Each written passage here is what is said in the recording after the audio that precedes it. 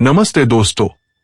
आज जो कहानी आप सुनने जा रहे हैं वो एक ट्रक ड्राइवर की है जिसने एक सुनसान रास्ते पर रात के अंधेरे में कुछ ऐसा देखा जो उसकी जिंदगी का सबसे खतरनाक अनुभव बन गया।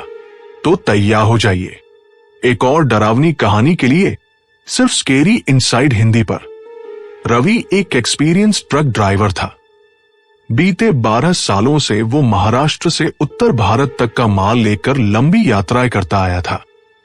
उसने हर तरह की सड़कें, मौसम और हालात देखे थे। उस दिन उसे मुंबई से रायपुर तक एक सीमेंट कंपनी का भारी माल पहुंचाना था। लोड भारी था और रास्ता लंबा, लगभग 24 घंटे का सफर। रवि ने दोपहर तक ट्रक लोड करवा लिया और शाम ढलते ही निकल पड़ा। रास्ते में रेडियो, गरम चाय और चने का साथ उसके अकेलेपन का सहारा थे। रात के करीब 2 बजे वो मध्य प्रदेश के एक घने जंगल वाले इलाके से गुजर रहा था। सड़क बिल्कुल सुनसान थी। सिर्फ उसके ट्रक की हेडलाइट्स पेड़ों की परछाइयों को चीरती हुई आगे बढ़ रही थी। तभी अचानक उसने रास्ते के किनारे एक औरत को खड़े हुए देखा, सफेद साड़ी में, खुले बालों के साथ और एक हाथ में बैग।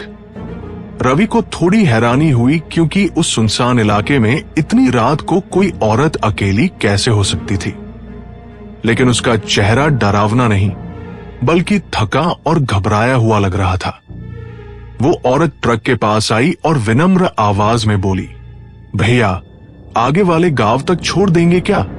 मेरा जाना बहुत जरूरी है वहां, प्लीज। रवि पहले थोड़ा झिझका लेकिन फिर इंसानियत के नाते मान गया। उसने ट्रक का दरवाजा खोला और औरत चुपचाप चढ़ गई और सामने की सीट पर बैठ गई। ट्रक फिर से आगे बढ़ चला। कुछ मिनटों की चुप्पी के बाद रवि ने बातचीत करने की कोशिश की। कहाँ जाना है आपको?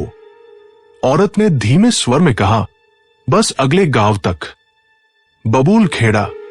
रवि चौंका। बबूल खेड़ा? वो तो इस रूट पर नहीं पड़ता, वो तो पिछली दिशा में है। औरत ने कोई जवाब नहीं दिया। थोड़ी देर बाद जब रवि ने रियर व्यू मिरर में देखा, उसकी पास वाली सीट खाली थी। उसका दिल एकदम जोरों से धड़कने लगा। उसने तुरंत ब्रेक मारा और ट्रक रोककर बाहर निकलकर देखा। सीट खाली थी, कहीं कोई नहीं था। वो पसीने से बिल्कुल तरबतर हो गया।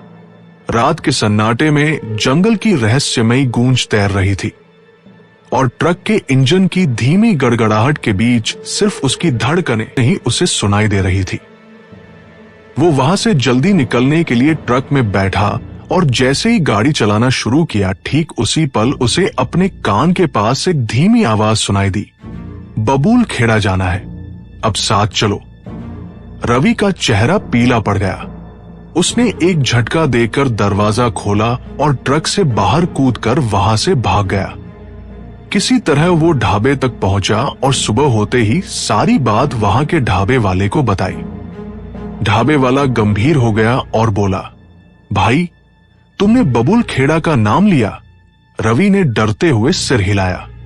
ढाबे वाला बोला, वो गांव 6 साल पहले भूतिया घोषित हो चुका है। वहां एक औरत और उसका बेटा एक ट्रक एक्सीडेंट में मारे गए थे। तब से कहा जाता है कि उस औरत की आत्मा ट्रक ड्राइवरों से बबूल खेड़ा ले चलने की गुजारिश करती है और जिसने भी उसे बैठाया वो कभी सही सलामत नहीं पहुंचा। ढाबे वाले की बात सुनकर रवि की रूह कांप गई। उसने पिछली रात जो देखा था, सुना था, वो सब अब उसे सच्चाई लग रही थी। लेकिन फिर थोड़ी देर बाद उसने सोचा कि हो सकता है कि ये सब उसका वहम हो और उसने सारा माल पहुंचाकर अपने शहर वापस आ गया। अगले हफ्ते उसे फिर उसी रूट पर माल लेकर रात में सफर करना था। उसने हिम्मत जुटाई, लेकिन इस बार उसने पूरी तैयारी कर रखी थी। ट्रक में उसने मां दुर्गा की फोटो लगाई, लॉकेट पहना और हनुमान चालीसा की रिकॉर्डिंग चालू कर ली। रात के करीब 2 बजे फिर वही जगह और सामने फिर वही औरत दिखाई दी। इस बार भी उसने वही कहा, बबूल खेड़ा जाना है। रवि ने ट्रक नहीं रोका, पर जैसे ही उसने गाड़ी तेज की, अचानक एक बच्चा ट्रक के सामने आ गया। उसने जल्दी से ब्रेक मारा, नीचे उतरा और बच्चे की ओर दौड़ा, लेकिन बच्चा गायब था। वो वहीं बैठ गया, समझ नहीं पा रहा था कि ये सब हो क्या रहा है। लेकिन अब रवि ने तय कर लिया था कि उसे इस राज पर से पर्दा उठाना है। अगले ही हफ्ते वो उस जगह एक स्थानीय बाबा को लेकर गया।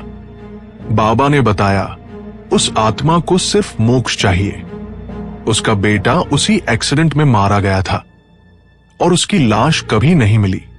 उस आत्मा को शांति तभी मिलेगी जब उसके बेटे के अवशेष मिलेंगे।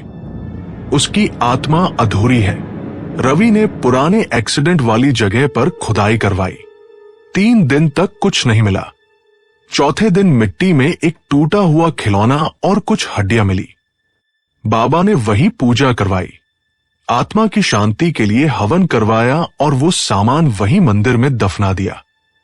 अब सब कुछ शांत हो गया था। रवि ने चैन की सांस ली। उस रात के बाद रवि को फिर उसी रास्ते से ट्रक लेकर जाना पड़ा। रास्ते में फिर वही औरत दिखी, पर इस बार उसका चेहरा शांत था। वो कुछ नहीं बोली, बस मुस्कुराई और धीरे धीरे अंधेरे में गायब हो गई। ट्रक रात की सड़क पर आगे बढ़ता गया, पर इस बार उसका डर पीछे छूट चुका था। तो दोस्तों, कैसी लगी आपको आज की कहानी? अपना फीडबैक हमें कमेंट में जरूर बताएं।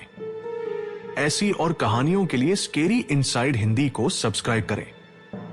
मिलते हैं अगली कहानी में। तब तक के लिए कहानी सुनते रहिए।